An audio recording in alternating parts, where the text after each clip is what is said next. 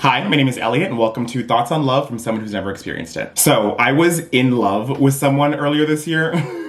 Oh god, it was not actually love. I just had a crush on this guy, but it was like the strongest crush I'd ever had in my entire life, and it was like over multiple months. I have a whole story time about it linked down below. When it finally ended like 2 months ago, and it ended with us not dating, spoiler alert, I was still in like a very like lovey mood, and I started watching Past Lives, and I watched the Before trilogy, Before Sunrise, Sunset, Midnight. So it had got me thinking about love on a much more like deeper level, and I've been talking about it with a lot of my friends a lot more. And I feel like I came from a very interesting angle in the sense that I've never experienced love, anything even remotely close to it. My longest relationship is 3 dates, and I've never had a situationship before. I don't even understand like how that works. So I've been talking to my friends and getting their thoughts about it, and every single friend that I spoke to about it had experienced love at least once. So now I want to get the internet's thoughts. So I thought we'd just pour a little bit of grape juice and just talk, just conversate. I want to preface this with saying, these are all just my ideas as someone who's only experienced concepts of love. I'm not saying I'm right about any of this. If anything, I'm saying I'm wrong about all of this. People in the past have come to me for relationship advice a lot, and every time I give it, I'm like, guys, I don't know anything. I know nothing. So first of all, I'll talk about my relationship with love, or actually I won't. I'm going to link down below my story time called My Love Life that explains the most recent situation that I was in that was traumatic as fuck. Basically, I just haven't met the right person yet. Dating in New York City is impossible. Dating as a gay man is impossible. Dating as a gay man in New York City is impossible. And dating as a black gay man is fucking level 100 impossible. Jesus Christ. And every time I try and put myself out there, it always crashes and burns fucking horrifically and traumatically and like ruins my life for months. It's never like, oh, sorry, I don't like you back. It's always like the most like horrific, traumatic shit. So my first thought is love makes absolutely no sense to me at all. It is almost impossible of a concept for me to understand that you will meet a friend who you're sexually attracted to, have common interests with, and the biggest part is sexually attracted to you back. Like all three of those things being present in connection between two people sounds impossible to me, which I understand is next to impossible. Finding like a genuinely great soulmate partner is next to impossible, which is why it's so great when you get it. And also even like every TV show, movie, and like half of all songs are about love. And I feel like I'm missing out on like a big part of like society, not being able to like relate to any of these movies or TV shows or songs. Like, yeah, I can like conceptually relate, but like, yeah, I know it would hit harder. Cause I remember when I was younger and watched like movies, I'm like, oh, I'm so excited to experience this and experience it on a deeper level. And now I'm like 27 and like texting my friend about that. He was like, I mean, yeah, that's what people say, they never forget their first love. And I was like, I'd heard that saying before, but I never like fully believed it. After my friend said that, I went around and asked people, and about 50% said yes and 50% said no. So it confirmed my belief that like, I think just everyone is different. And I'm like, let me think about it conceptually. Like, yeah, I guess love is like a drug, and the first time you do said drug, it's like the best. Each high afterwards, you're trying to get to that first high again. It's not exactly the same thing as a drug, but I could see like, oh, the first time you fall in love, it's so like innocent and beautiful, especially if it's like the other person's first time falling in love too. And you're not thinking about anything else but like each other in the moment, as opposed to as you get older and you just get like burned by people. Every time you fall in love again, being like, oh fuck, and like stressed out as it's happening. In the words of Taylor Tomlinson. I love you. Fucking again, you dumb bitch. You were supposed to love you first. You keep skipping that part. I could see that's like one avenue for sure. But like for me, what I would hope is like with every relationship, you would experience love on an even deeper level. So it wouldn't be like a drug where the first high is the best. It's actually like if you're in the right relationship, each high gets better than the last. And I would hope that, yeah, if my first love were at 18 and then at 30, I met the person that I was going to marry. I don't know. I could still think about my first love in passing, thinking like, oh, hope they're doing well. But I would be so happy with my current partner that I wouldn't be thinking about my exes. Or not even thinking about your exes, but just like thinking harder about like your first love than like your second, third, and fourth love, you know? Never forgetting your first love and forgetting it less than you do all the other subsequent loves is like such a wild concept to me. Yeah, not saying I'm right at all. It's just like how my brain works and how I think. I would just hope that the only way I would think about my first love would just be like the innocence of it, and that's it. But then also for me, like I'm 27. If I were to fall in love for the first time now, even though it would be my first love, would it be the same kind of love that it would have been if I experienced it in my younger years, like before my frontal lobe was developed? And it brings me to my second point / question. Does love change over time? Which I think we can all agree, yes, it does. I asked ChatGPT its thoughts on it and how chemically our brain changes. And it said when we first are falling in love, our dopamine levels shoot up and our norepinephrine, I can't pronounce it, here's the word, shoots up, which is like the butterflies feeling. And at the beginning, you're like addicted to the person, which makes sense. I feel like, yeah, the honeymoon phase, which lasts like a year, you're fucking like addicted to them 24/7. But then after after 1 to 2 years, like the infatuation, dopamine, and addiction start to subside, and oxytocin and vasopressin increase, which is like bonding, attachment, and trust. So feeling secure in your longer term relationship. And the serotonin starts to subside, which is the obsession switching to stability. And I think that's why like some people break up after like 1 to 2 years, just because the oxytocin has decreased. It's like, oh my God, we're not in love anymore, just because like my feelings are different towards that person. But I think it's not that you're not in love anymore, just the love has shifted. Also, like, that's good that oxytocin and dopamine starts subsiding after a year or two, because if we were addicted to our partners like the entire time we were in love, we'd be fucking 24/7. No one could get anything done. I'm pretty sure love changes like the longer it lasts, but like with age, is it different? I feel like, yeah, when people are talking about first loves, like when you're in your teenage or young adult years, like pre-frontal lobe developing, your emotions are so much more like heightened and amplified. So like I get that, like, I don't know how else to explain that. Love would feel like this when you're like 17.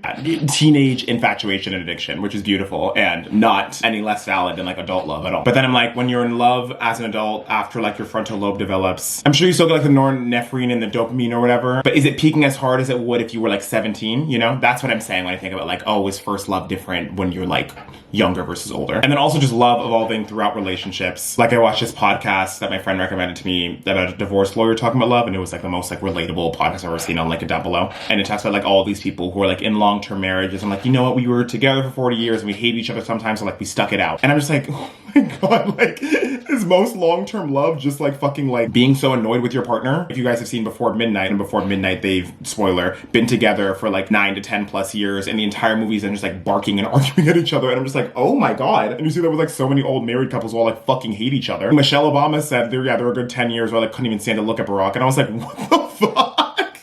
Even like my acquaintance a couple of days ago that I was talking about Before Midnight, because he was complaining, just being like, oh yeah, I was in a fight with my husband about like X, and I was like, oh my God, this sounds like you guys should watch Before Midnight, because like it's just like a old married couple just like barking at each other for like 100 minutes, and he's like, no, we don't need to watch that, it's just like our life. And I was like, oh my God. I was like, yeah, but then it's like in the movie, you realize how much love that you still have for each other when they do something little for you or do something like that, and you're like, oh my God, yeah, I really like do love this person. And he just looks at me like, oof, okay, if you're making that look, I think maybe you should break up. In a lot of these like long-term relationships that I see, does the magic in love subside after like years? Like I would be surprised if it didn't. If you're with the same person for like 10 to 20 years, love not like fading away eventually. Do you stick it out with that person just because you've like built a life together, just because you're like with them or whatever? I know every situation is different, and if you have like kids or something, it's different. I don't view it as like quitting. If you're with someone for, let's say, 15 years, and for the first like 13 years it's really working and it's going great, but then 13 years in it starts like kind of subsiding, and by 15 years in you're kind of realizing, oh, this relationship isn't working like it was a few years ago. Is ending it failure? I just feel like the grand majority of relationships are meant to be temporary, even if temporary means 15 to 20 years. Is it bad to end a relationship because it's no longer working? That's what people do when you're like dating, but when you're married, I know it's different and there's more like paperwork and stuff involved. But I don't get, unless you have kids, like I'm like, I don't get just like sticking with it because like you guys toughed it out and like made a commitment. If you're with someone for X amount of time, once it stops working, ending the relationship for what it is isn't a failure. It was a very successful relationship for 15 years.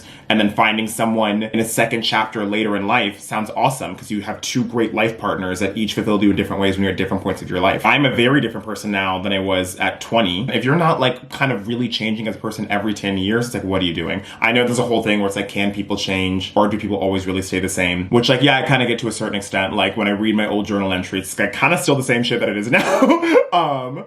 But even if, I feel like you can like grow and mature in different ways, and I feel like most people aren't close to the same person at 30 as they were at 50. And yeah, if you're compatible with someone with who you are as a person at 30, if you're not at 50, does that mean the relationship's a failure because you ended it at 50?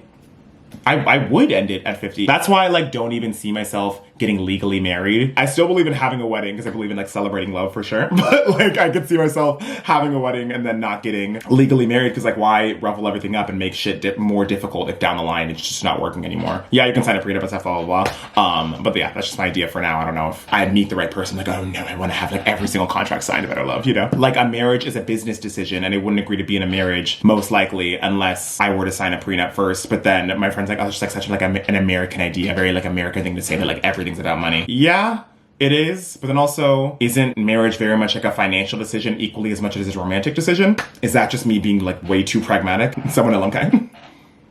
And that brings me to my next point / question. Should the right relationship be easy? I was watching a YouTube video with fucking Benito Skinner the other day, and he said, as far as relationship advice, I think I'm pretty decent because it shouldn't be that hard. And if it is, I think that's a red flag. like, think for the most part, at least in the first 5 years, the right relationship should be easy. No?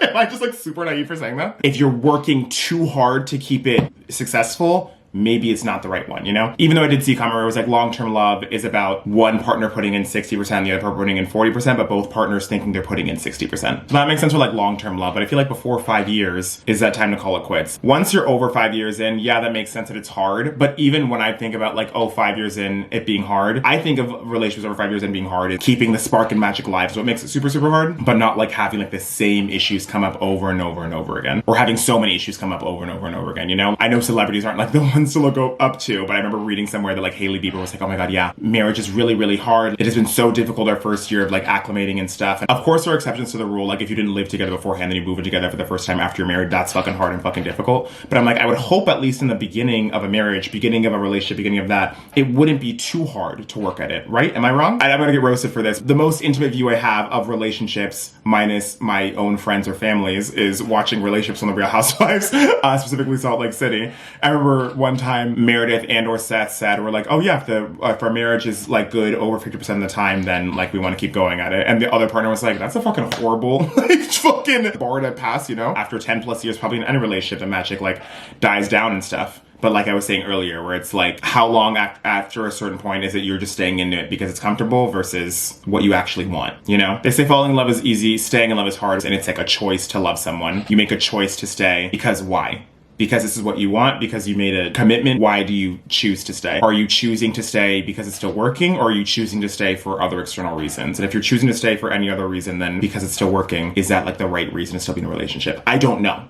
I don't know. Is long-term love just like putting up with your shit? Because that's what everyone says that I see like in long-term married couples. Even today, I was at my physical therapist and I had to do like a stress test. It showed that I had very low stress because I don't have a job right now. And the guy who did the test, he was like, yeah, just stay this way as long as you don't get married, haha. And I'm like, And like, yeah, so many married couples being like, yeah, maybe for a 20th anniversary, like, we'll get a divorce, haha, like, it's like a joke, but like, not a joke. And I'm like, is every married couple just like fucking depressed as fuck? Like, what is going on? I get everything is more complicated with kids, but I'm like, Jesus Christ, like, marriage sounds awful. You should only do what you want to do and what's right for you. Is that like an American Western thing to say? Is staying in a bad relationship good? Because like, Eastern culture is like community over the individual. Is staying in a bad relationship good for the overall community?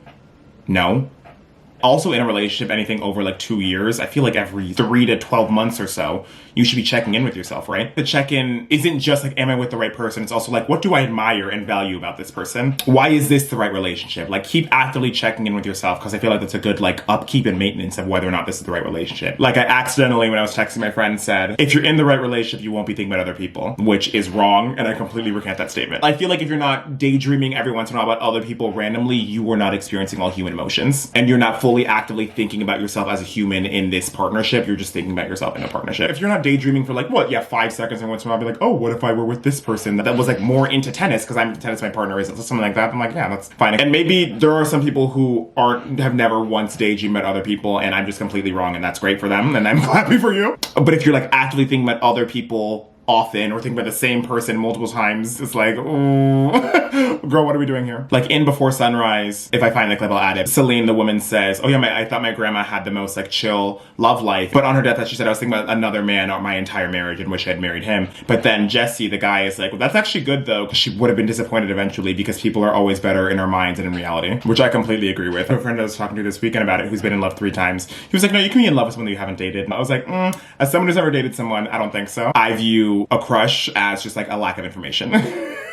I've had very strong crushes, but I don't think you can be in love with someone unless you're dating them or with them together. Because even with both of my strongest crushes in my life, I'm sure if I dated them and learned some information about them, I would not like them anymore. Or maybe that's just me being pessimistic and me trying to put like a silver lining on the fact that I'm not dating my crush. And relationships too. A relationship is learning more and more about a person until you decide whether or not you want to break up or get married. Like just how they say like a crush is a lack of information, an ick is the appropriate amount of information. In so many crush relationships, you can just get the ick once you learn this new information about them. It's over. And then, yeah, in a similar vein brings me to my next point / question, which is romantic love overrated? I've seen people say that before and stuff. And like, even with this, like me trying to pine after romantic love, I'm like, why do I want this? Why do I want a soulmate? Why do I want to meet someone? One, it's because even if I don't get married or find like an actual soulmate, I'd want to experience romantic love once just to experience it and have like the life experience, you know? Say experience again. And not just for that, like, I don't need a partner and soulmate, but I do want one. That sounds really exciting to have someone that would like have my back in situations, have someone that is there for me and cares for me as much as like I care for them. And it just sounds great and lovely and ideal. But I've seen people say romantic love is overrated as long as you have good friends and family can be chosen family. That is more than enough. And I'm like, well, first of all, what's even the difference between romantic and platonic love? Because I'm like, I have 2 best friends, but I'm not like in love with them, but I do love them. And the difference is the obsession or nephrine, the like infatuation addiction. I'm not like I don't feel like an addiction, chemical addiction to my best friends where I feel like I always need to be around them. Actually, I do a little bit, but I know it's not the same thing. But yeah, I see people saying that and low-key side-eyeing people that are like focused on romantic love. And one, I'm like, is that just because like they're bitter? But also, is romantic love different for everyone? Like that's what I think about even earlier saying, is romantic love different for people who are 17 versus like 27 because your brain is different? Is it different for people who are 27 versus like 67? For sure, just because your brain is different, you're at a different life stage, just different stuff is going on. Also, I know it's different for people because some people don't experience romantic love at all. Some people are literally aromantic. Some don't even want it, like I said beforehand. And every relationship is different, so I would assume that everyone is experiencing romantic love on a slightly different level. And even with people who've had multiple relationships, they're in different levels of love in each time, right? I would assume that. So it's interesting that there's general accepted like feelings of like the oxytocin and serotonin increasing so people can relate to like the music, TV shows and movies about it, but everyone's experiencing it in a slightly different way. And also now being in late 20s, you can go to friends' weddings and see the differences in romantic love present in each of the couples. And if you're fucking negative and a pessimist like me, you're like, this couple's gonna make it like 3 years tops. Then there's other couples where I'm like, oh my God, this seems like actual beautiful, like true love. But what does that even mean when I say true love? I totally believe that true love could be you loving someone and it really, really working for 15 years and then it stops after that. I believe that is true love. I feel like you could have multiple true loves. I think up to like 3 is like majority. But like for like each stage in your life, it could be like one true love, even though I guess one true love is contradicting what I literally just said. And that brings me into my next point. Do most people never even experience true love? Like I think about challengers. Because in Challengers, you can tell Zendaya's character is in love with the game of tennis much more than either of the guys that are pining after her. And like, are really successful people more in love with their like craft or whatever? Like if someone, a really successful businessman, are they more in love with making money than they are with their own wife? Is a really successful athlete more in love with their sport than that? A painter, is there more in love with their paint than that? And even just, other stuff. Just anyone really successful in their career, really successful in fucking a summer camp that they run, are they even able to experience true love because they love something more than they could ever love another human being, you know? I would assume no. But all these people that are getting married so young because they don't realize that there should be more to a relationship, just like someone you don't actively dislike, and that you should wait till you've come more into yourself before actually making a long-term life decision like that. But then, is that just my like Western ideas and bitches that live in fucking like rural Michigan? Yeah, you're gonna get married at 22 or 23 because like what else is there to do in life besides get married, go to work and have some kids, you know? But then I'm like, are all those people who got married at 22 and 23 and hate their partners, were they ever experiencing true love, or were they just experiencing true infatuation at 19 or 20 and then like got married and then the oxytocin subsided and then everything was like settled to dust? Or like, are some people not and some people are? I'm like, how many people are even in true romantic love? And then for every single person, that like bar is different. What is like, is there like God has the official bar? These are all the questions that don't keep me up at night, but I don't know. It's just been like some ideas have been like rolling around in my head for the past like 6 weeks. Yeah, I feel like money can definitely bring happiness to a certain extent, but once you're at a certain extent, happiness levels out and love is more important than that. What makes life beautiful is the people you can share it with. And yeah, there have been studies. What brings true happiness is having multiple great friendships, a great romantic partner, and great family life. Because yeah, what is life without sharing it with other people and experiencing it with other people? This could be a whole other video, but I'm like, that's why there's such a loneliness crisis now, especially in the West. The single family household really separates a lot of people. Way back in the olden days, cavemen caveman times, people were traveling in groups of 500, but everyone was always together all the time, so no one was like lonely. But you had the love of your friend, family, and clan all together, so that's what brought all of them happiness. But then what's fucked up, and could be a whole other can of worms that I'm not gonna get into in this video, just how I brought it back in caveman times. Okay, so I'm only thinking of one true love because there's like, I mean, for a gay person, there's thousands, but for straight people, there's like millions of options. Back in the olden days, were people not experiencing romantic or true love just because like the options for people you could marry and procreate with were like the 10 like women or men that you were attracted to in your clan. Also, what if you were gay in caveman times and you only had a clan of 500 people and then like only one other person was gay and you weren't attracted to them? Like, were you just fucked? Like, what? We're not gonna get into all that right now. But yeah, basically, I'm so interested to hear people's thoughts and comments down below. The main thing I can say about this video is it makes me excited to experience romantic love at some point so I can get some of my own questions answered and stuff, and also just to have a life experience, because being in romantic love sounds fucking dope when I see all my friends in it, and I'm just like... But I'm trying. I'm out in these streets, and if you want to date me, follow me on Instagram. I'm kidding, but I'm not kidding. Follow me on Instagram at @LAAlexander_, on Letterboxd at @LAAlexander, and on Strava with this QR code right here. Okay, now I have to go and break up my crush and his current boyfriend. Bye!